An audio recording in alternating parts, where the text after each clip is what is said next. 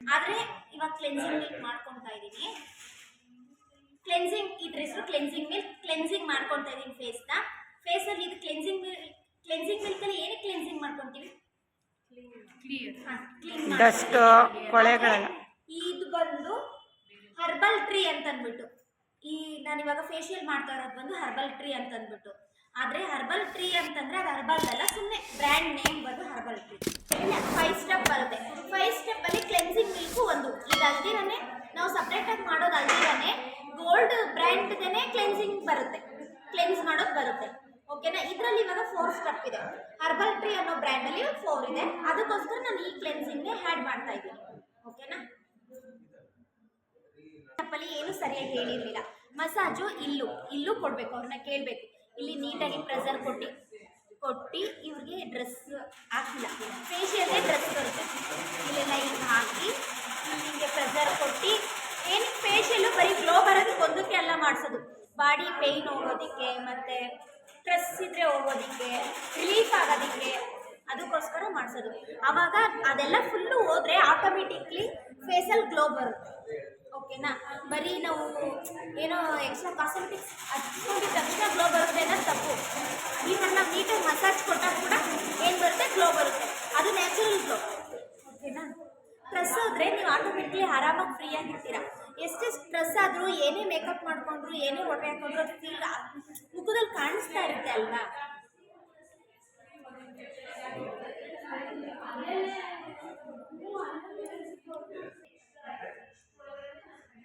ಅವ್ರಿಗೆ ಏನು ಮಾಡುತ್ತೆ, ಇಲ್ಲೆಲ್ಲ ತುಂಬ ಬ್ಲಾಕ್ ಆಗಿಬಿಡುತ್ತೆ. ನಾವು ಕ್ಲೆನ್ಸ್ ಮಾಡ್ತಾ ಇರೋ ಕ್ರೀಮಲ್ಲಿ ತುಂಬ ಬ್ಲಾಕ್ ಆಗಿಬಿಡುತ್ತೆ, ಕೊಳೆ ಬರ್ತಾ ಇರುತ್ತೆ. ಆವಾಗ ಆ ಕ್ಲೆನ್ಸ್ನ ಕ್ಲೀನ್ ಮಾಡಿ, ನಾವು ಕ್ಲೆನ್ಸಿಂಗ್ ಮಾಡ್ತಾ ಇರೋದನ್ನ ಕ್ಲೀನ್ ಮಾಡಿ ಮತ್ತೆ ಇನ್ನೊಂದ್ಸತಿ ಕ್ಲೆನ್ಸಿಂಗ್ ಮಾಡ್ಕೋಬೇಕು. ಓಕೆನಾ?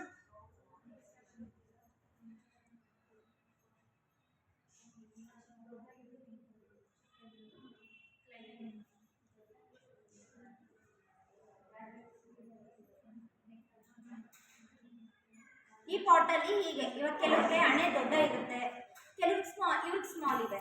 ಈ ಪಾಟಲ್ಲಿ ಹೀಗೆ ಮಾಡ್ಬೋದು.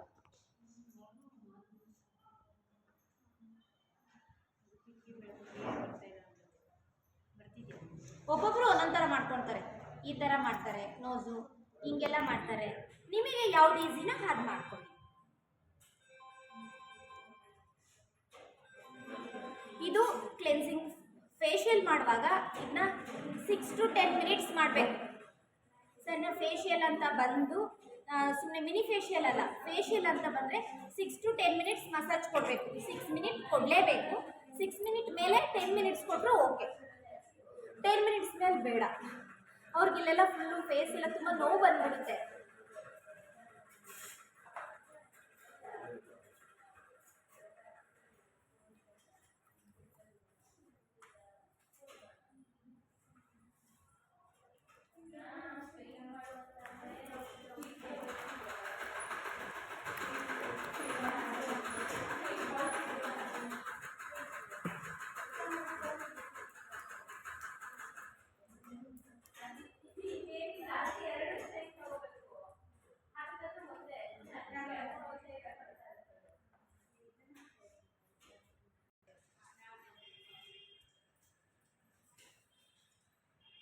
ನೀವು ಕ್ಲೀನ್ ಮಾಡ್ಬೇಕಾದ್ರೆ ಬಿಗಿನರ್ಸ್ ಆಗಿರೋದ್ರಿಂದ ಹೆಂಗೆ ಮಾಡ್ಬಿಡ್ತೀರಾ ಅಂದರೆ ಹಿಂಗೆ ಮಾಡ್ತೀರಾ, ಇಲ್ಲದ್ರೆ ಹಿಂಗೆಲ್ಲ ಮಾಡ್ತೀರಾ.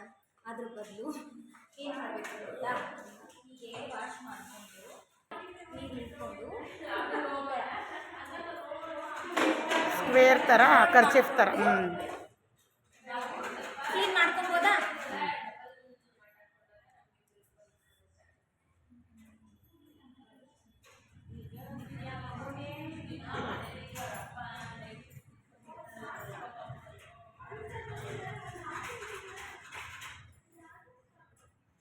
ನೀವು ಏನಾದರೂ ಹಚ್ಕೊಳ್ಳಿ ಅಂತಂದ್ರೆ ಏನು ಮಾಡ್ತೀರಾ?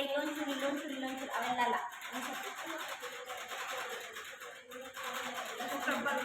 ಹಾಂ ಹೌದು, ಸ್ಕ್ರಬ್ಬು ಇಲ್ಲಿ ಮಾತ್ರ ಹ್ಯಾಂಡ್ ಫುಲ್ಲು ನೋಡ್ಕೊಳ್ತಾ ಇರಿ. ಇಲ್ಲಿ ಅಂದರೆ ನೀವು ಏನು ಮಾಡ್ತೀರಾ ಅಂದರೆ ಇಲ್ಲಿ ಎಲ್ಲ ಹಚ್ಕೊಂಡು ನಿಧಾನಕ್ಕೆ ಇದು ಮಾಡ್ತೀರಲ್ಲ, ಅದು ಬೇಡ. ಸಾಕು. ಓಕೆನಾ? ಸ್ಕ್ರಬ್ಬಿದು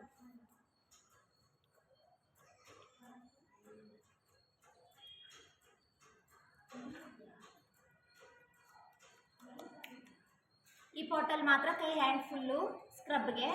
ಬೇರೆ ಎಲ್ಲದಕ್ಕೂ ಹ್ಯಾಂಡು ಫುಲ್ಲು ಯೂಸ್ ಮಾಡಿ. ಸ್ಕ್ರಬ್ಬಿಗೆ ಮಾತ್ರ ಇಲ್ಲಿ ಮಾತ್ರ ನೆಕ್ ಹತ್ರ ಹೆಣ್ಮಕ್ಳಿಗೆ ಸ್ವಲ್ಪ ಬ್ಲಾಕ್ನೆಸ್ ಇರುತ್ತೆ, ಅದಕ್ಕೋಸ್ಕರ ಇಲ್ಲಿ ಹ್ಯಾಂಡ್ ಫುಲ್ಲು ಇದು ಮಾಡಿ. ಇಲ್ಲೆಲ್ಲ ಓನ್ಲಿ ಫಿಂಗರ್ ಓಕೆನಾ.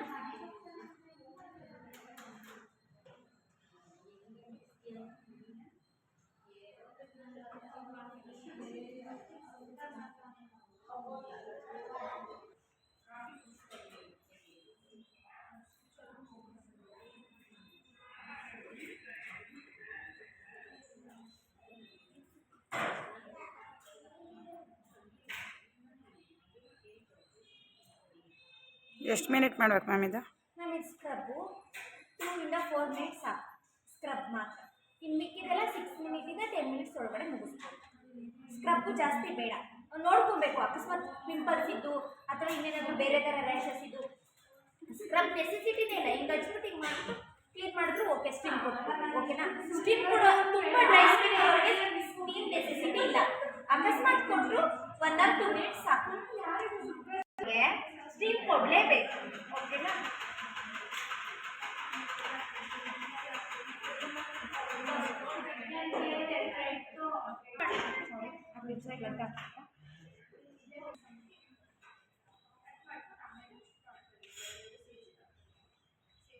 ಇದು ಎಲ್ರಿಗೂ ಒಬ್ಬೊಬ್ರಿಗೆ ಒಂದೊಂದು ಯೂಸ್ ಮಾಡೋಕ್ಕಾಗಲ್ಲ, ಆಗುತ್ತಾ?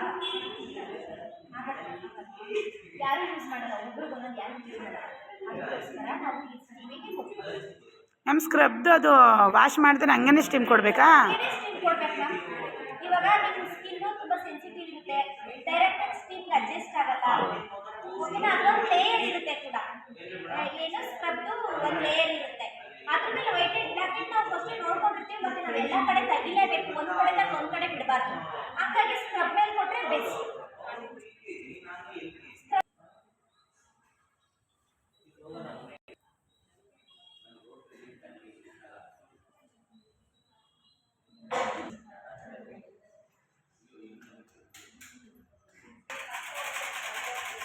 ಆಲ್ರೆಡಿ ತುಂಬ ನೋವಾಗ್ತಾ ಇದೆ, ಜಾಸ್ತಿ ಒತ್ತಿ ಹಚ್ಚಬಾರ್ದು ಓಕೆನಾ. ಈ ಪಾಟಲ್ಲೇ ಜಾಸ್ತಿ ವೈಟೆಡ್ ಬ್ಲಾಕೆಟ್ಸ್ ಇರೋದು, ಇದು ತೆಗಿಲೇಬೇಕು. ಹೆಣ್ಮಕ್ಳಿಗೆ ಇಲ್ಲಿ ಬರುತ್ತೆ, ನೀವೇ ಮುಚ್ಚಿ ನೋಡ್ಕೊಳ್ಳಿ, ಎಷ್ಟೇ ಕ್ಲೀನ್ ಆಗಿದ್ರು ಅಲ್ಲಿ ಬರುತ್ತೆ.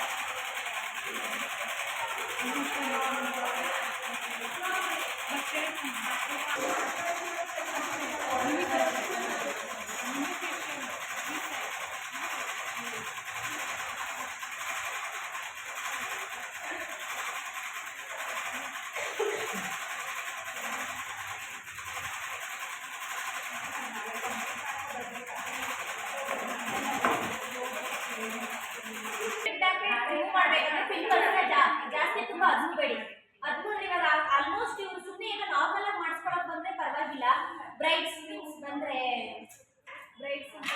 ಮದುವೆ ಹೆಣ್ಣು ಯಾರಾದ್ರೂ ಬಂದ್ರೆ ಅವ್ರಿಗೆ ಏನಾಗಿರುತ್ತೆ, ಟೆನ್ಷನ್ಗೆ ಆಗಿಬಿಟ್ಟು ಆ ಟೈಮಲ್ಲೇ ಪಿಂಪಲ್ಸ್ ಜಾಸ್ತಿ ಆಗೋ ಚಾನ್ಸಸ್ ಜಾಸ್ತಿ ಇರುತ್ತೆ.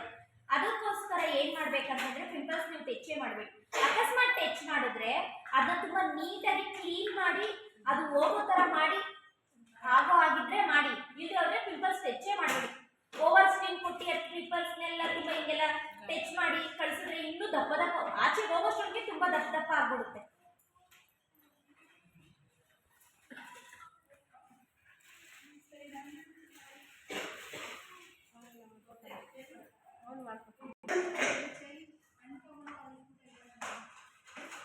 ನಾವು ಸ್ಕ್ರಬ್ನ ತುಂಬ ಕಡಿಮೆ ಟೈಮಿಂಗ್ಸ್ ತಗೊಂಡು ಮಸಾಜ್ ಮಾಡಿದ್ವಿ, ಜಾಸ್ತಿ ಟೈಮಿಂಗ್ಸ್ ತಗೊಂಡಿಲ್ಲ.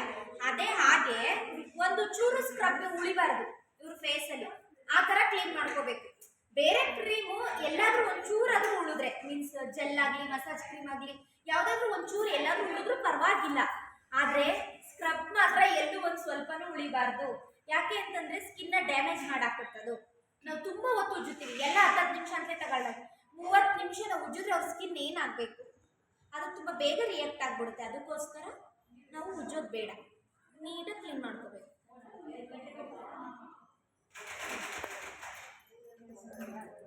ಫೇಸ್ ಕಣ್ಣೆ ಮೇಲೆ ಜಾಸ್ತಿನೇ ಹಾಕಿ ತಲೆ ಕೆಡಿಸ್ಕೊಂಡೆ, ಬೊಡಿಸಿದ್ರೆ ಬರಲ್ಲ ಕಾಣುವ. ಹಾಕಿ ನಾನು ಮೆಂಟೇನ್ ಮಾಡ್ಕೊತೀನಿ. ಬರ್ತಾ ಇಲ್ಲ, ಒಬ್ಬರು ಬಂದಿಲ್ಲ, ಅದೇ ಹರ್ಕೊಂಡು ಬರುತ್ತೆ.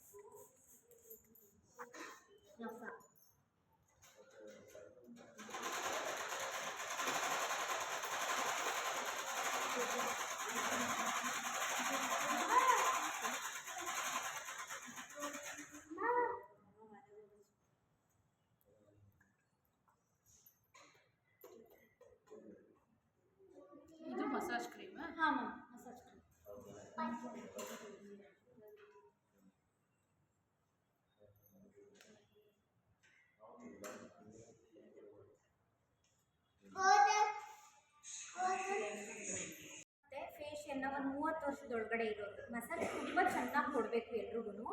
ಆದರೆ ಒಂದು 30 ವರ್ಷ ಆಗಿದೆ ಮೇಲಾಗಿದೆ ಅನ್ನೋರಿಗೆ ನಾವು ಮಸಾಜು ಚೆನ್ನಾಗಿ ಕೊಡಬೇಕು. ಆ್ಯಂಡ್ ಮತ್ತು ತುಂಬ ಅಪ್ಪಾಗೆ ಕೊಡಬೇಕು. ಎಲ್ಲರಿಗೂ ಅಪ್ಪಲ್ಲೇ ಕೊಡ್ತೀವಿ, ಆದರೆ ಅವ್ರಿಗೆ ಇನ್ನೊಂದು 10 ನಿಮಿಷನಾದರೂ ಎಕ್ಸ್ಟ್ರಾ ಮಸಾಜ್ ಕೊಡಬೇಕು. ಯಾಕೆ ಅಂತಂದರೆ ಅವ್ರಿಗೆ ಸ್ವಲ್ಪ ಟೆನ್ಷನಿಂದ ಸ್ವಲ್ಪ ಇದಾಗ್ತಾ ಇರುತ್ತೆ. ಅಂಥ ಎಂಗೇಜಿನ ಎಳೆ ಮಕ್ಕಳು ಥರ ಇರಲ್ಲ. ಅದಕ್ಕೋಸ್ಕರ ಅವರು ತುಂಬ ಅಪ್ಪಲ್ಲಿ ಸ್ವಲ್ಪ ಎಕ್ಸ್ಟ್ರಾ ಮಸಾಜ್ ಕೊಡಬೇಕು. ಎಲ್ಲ ಸ್ಕಿನ್ಗೂ ಸೆಟ್ ಆಗೋದು ನೋಡಿ ತೊಗೊಂಡು ಬಂದಿದ್ದಾರೆ. ಇಲ್ಲಿ ಹೋಗಿದ್ರೆ ಇನ್ನೂ ಸ್ವಲ್ಪ ಕೆಮಿಕಲ್ ಎಕ್ಸ್ಟ್ರಾ ಇರೋದು ಅಥವಾ ಗ್ಲೋನೆಸ್ ತುಂಬ ಒಬ್ಬೊಬ್ಬರಿಗೆ ಒಂದೊಂದು ಥರ ಯೂಸ್ ಆಗುತ್ತೆ. ಅದಕ್ಕೆ ಬೇರೆ ಇದೆ. ಹಾಂ, ಕೇಳ್ಕೊಂಡು ಮಾಡ್ತಾರೆ. ಇವಾಗ ನಿಮಗೆ ವೈನ್ ಯೂಸ್ ಆಗುತ್ತೆ, ಕೆಲವರು ಗೋಲ್ಡು, ಕೆಲವರು ಡೈಮಂಡು, ಕೆಲವರು ಗೋತ್ರಿ ಪ್ಲೇಸು. ಅವ್ರು ರೂಢಿ ಮಾಡ್ಕೊಂಡಂಗೆ ಎಲ್ಲವನ್ನೂ ತರೋಕ್ಕಾಗಲ್ಲ ಅಲ್ವಾ. ಅದಕ್ಕೋಸ್ಕರ ಹರ್ಬಲ್ ಟ್ರೀ ಅನ್ನೋ ಬ್ರ್ಯಾಂಡು ಎಲ್ರಿಗೂ ಸೆಟ್ ಆಗುತ್ತೆ.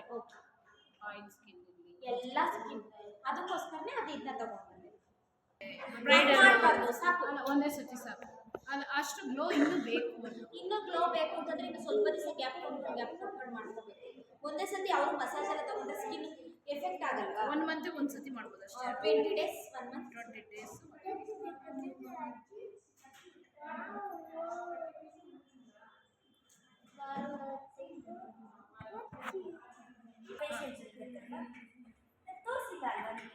ಇಲ್ಲ ಮ್ಯಾಮ್, ಇದೆ ಫಸ್ಟು. ಮಿನಿ ಫೇಶಿಯಲ್ ಅಲ್ಲಿ ಇನ್ನೂ ತುಂಬ ಶೈನಿಂಗ್ ಥರ ಬರುತ್ತೆ. ಗೋಲ್ಡಲ್ಲಿ, ಡೈಮಂಡಲ್ಲಿ, ಇನ್ನೂ ನಾವು ಬೇರೆ ಓತ್ರಿ ಪ್ಲೇಸಲ್ಲಿ ಎಲ್ಲದಕ್ಕೂ ತುಂಬ ಶೈನಿಂಗ್ ಥರ ಬರುತ್ತೆ. ಇದು ತುಂಬ ನಾವು ಕ್ವಾಂಟಿಟಿ ದೊಡ್ಡ ತೊಗೊಳ್ತೀವಲ್ಲ, ಅದಕ್ಕೋಸ್ಕರ ಈ ಥರ ಇದು ತುಂಬ ಚೆನ್ನಾಗಿರುತ್ತೆ. ಅದರಲ್ಲಿ ಇನ್ನೂ ಎಕ್ಸ್ಟ್ರಾ ಬರುತ್ತೆ. ಇದನ್ನು ಮಸಾಜ್ ಕೊಡ್ಬೇಕಾ ಮ್ಯಾಮ್? ಹೌದು ಮ್ಯಾಮ್, ಇದು ತುಂಬ ಎಷ್ಟು ಮಸಾಜ್ ಕೊಟ್ಟರು ಬೆಸ್ಟ್. ಫೇಶಿಯಲ್ ಜೆಲ್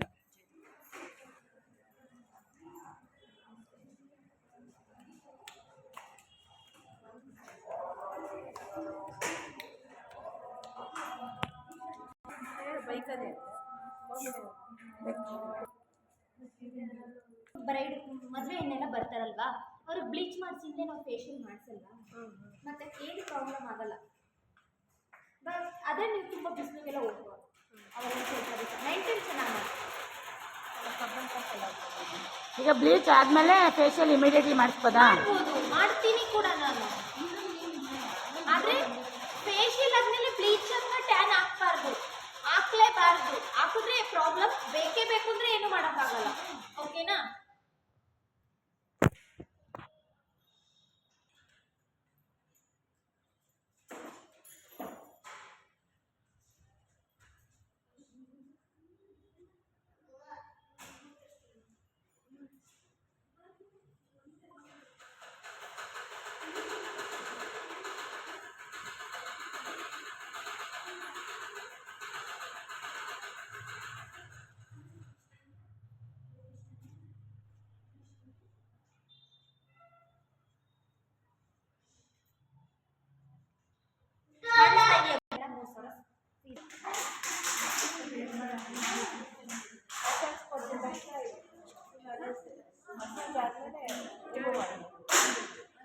ಬ್ಲೀಚ್ ಆದ್ಮೇಲೆ ಫೇಶಿಯಲ್ ಮಾಡಬೇಕಾ? ಹೌದು ಮ್ಯಾಮ್. ಫೇಶಿಯಲ್ ಆದ್ಮೇಲೆ ಬ್ಲೀಚ್ ಮಾಡಬಾರ್ದು. ಹಂಗೆ ಮಾಡಿದ್ರೆ ಫಸ್ಟ್ ಬ್ಲೀಚ್ ಯಾವಾಗಲೂ ಆಗೋ ರಿಯಾಕ್ಷನ್ ಆವಾಗಲೇ ಆಗಿದೆ. ಈಗ ಅದರಲ್ಲಿ ಗ್ಲೋನೆಸ್ ಬಂದಿರುತ್ತೆ. ಬ್ಲೀಚಲ್ಲಿ ಗ್ಲೋನೆಸ್ ಬಂದಿರುತ್ತೆ. ಮ್ಯಾಮ್, ಗ್ಲೋ ಬಂದಿರುತ್ತೆ. ಗ್ಲೋ ಮ್ಯಾಟ್ರ್ ಬರಲ್ಲ. ಫೇಶಿಯಲ್ ರಿಯಾಕ್ಷನ್ ಆಗುತ್ತೆ. ಅದರಲ್ಲೇ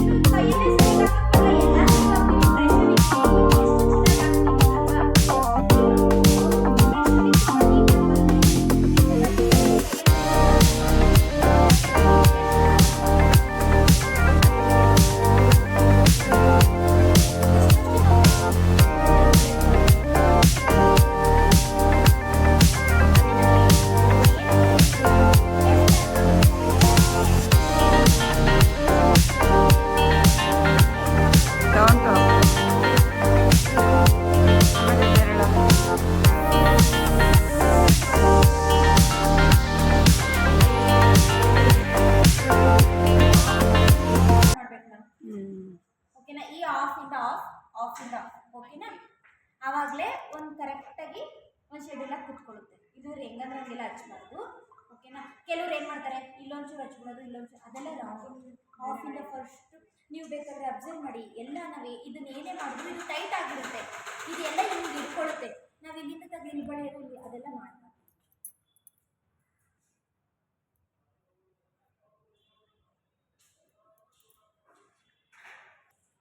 ಎಷ್ಟು ಮಿನಿಟ್ ಆಗ್ಬೇಕು ಮ್ಯಾಮ್? 20 ಇಂದ 25 ಮಿನಿಟ್ಸ್.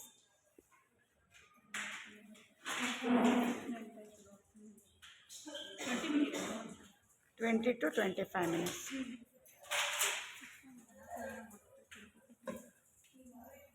ನೀವೇನಾದರೂ ಮಾಡಬೇಕಾದ್ರೆ ಇಲ್ಲಿಂದ ಒಂದು ಚಾರ್ಜ್ ಇರುತ್ತೆ, ಇಲ್ಲಿಂದ ಒಂದು ಚಾರ್ಜ್ ಇರುತ್ತೆ, ಬೇರೆ